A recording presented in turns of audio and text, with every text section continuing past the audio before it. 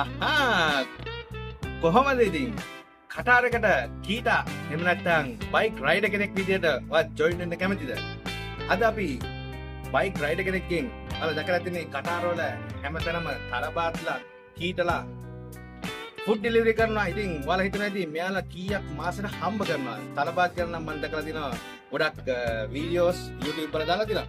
හැබැයි ඔයාලා ළඟදී දැක්කද කටාරවල කහ පාට කොළ පාට ඇදගෙන ලස්සනට කොල්ලෝ සෙට් එක බයික් වල ෆුඩ් ඩෙලිවරි කරනවා. ඉතින් කීටා කෙනෙක්ගෙන් අපි අහලා බලමු කීයක්ද යාට මාසෙට හොයන්න පුළුවන් ෆුඩ් ඩෙලිවරි කෙනෙක් විතර බයික් රයිඩර් කෙනෙක් විතර ජොයින් වුණොත් කීටා කම්පැනි එක. හා එතකොට අයියේ මේ සාමාන්‍ය කීටාගේ ටාගට් එක මාසෙට කීයද තියෙන්නේ? මාසෙට 480යි. ඒ ග්‍රේඩ්. ඒක ටාගට් සක්සස් කරගත්තොත් ඉතින් 40000ක් විතර පඩි ගන්න පුළුවන්. ඊට පස්සේ බ්‍රිගේඩ් එක 420යි ටාගට් එක 5500ක් විතර ගන්න පුළුවන්. බ්‍රිගේඩ් එක. එතකොට කොහොමද ජොයින් වෙන්නේ? ඒ ගේඩ් එක බ්‍රිගේඩ් එක කියලා ජොයින් වෙන්න නෑ ඒ වාර ජොයින් වෙන්නේ කම්පැනිත් එක්ක කම්පැනි තමයි දෙන්නේ. ටාගට් එක. අරු සෙට් එක මාරු වෙනවා. මේ එතකොට ඔයා දැන් කොච්චර කාලෙද මේ කීටා ජොයින් වෙලා? මාස 4යි. ලයිසන් එක ඔයා ගොඩක් කාලෙද කටාර ආවිලා?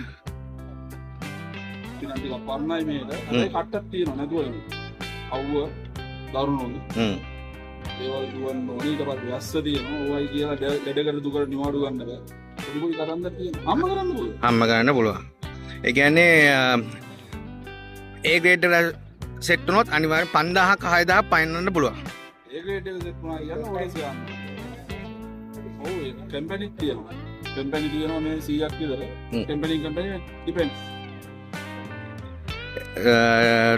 ටාගට් එක කීයද කිව්වේ මාසෙට?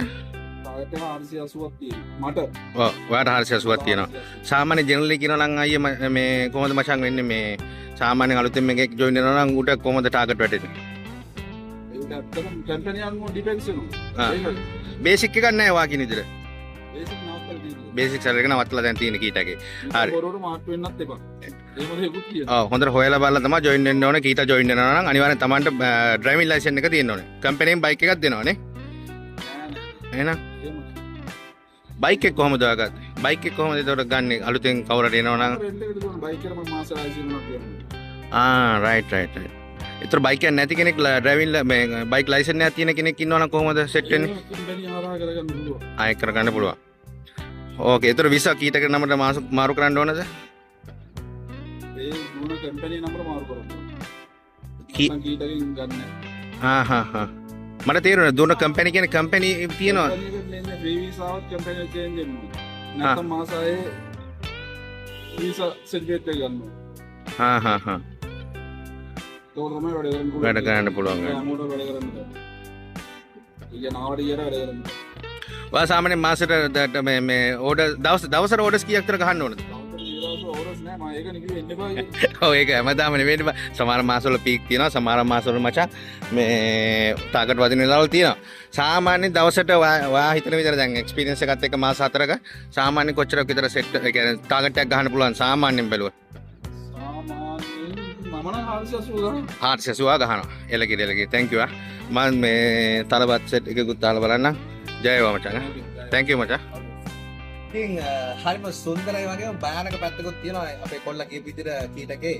ඉතින් අවදානම ඇත්තටම හරිම වැඩි ජොබ් එකක් තමයි කීට කියන්නේ යා කියන විදිහට. මොකද අවුව වැස්ස මේ හැමකටම ඔරොත්තු දෙන්න පුළුවන්, කට්ටක් කන්න පුළුවන් කොල්ලෙකුට තමයි මේ කීටකේ වැඩ කරන්න පුළුවන්.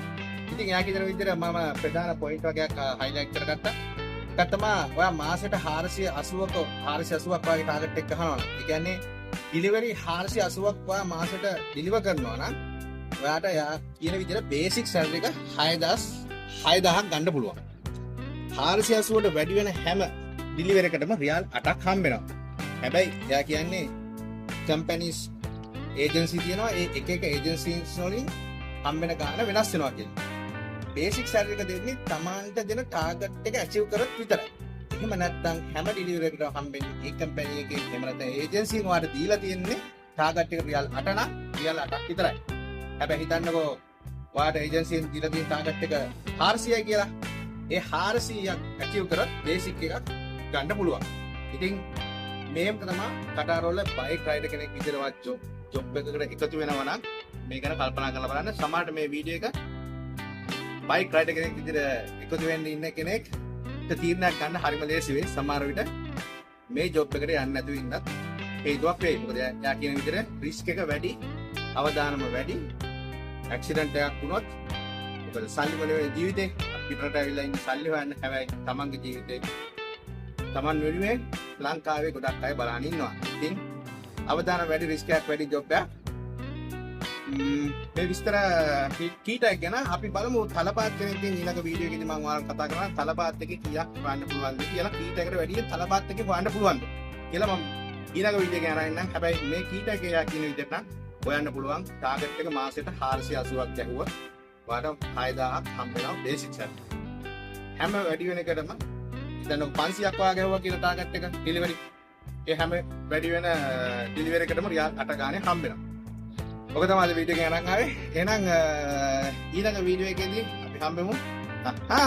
ගිලෙන්නම්.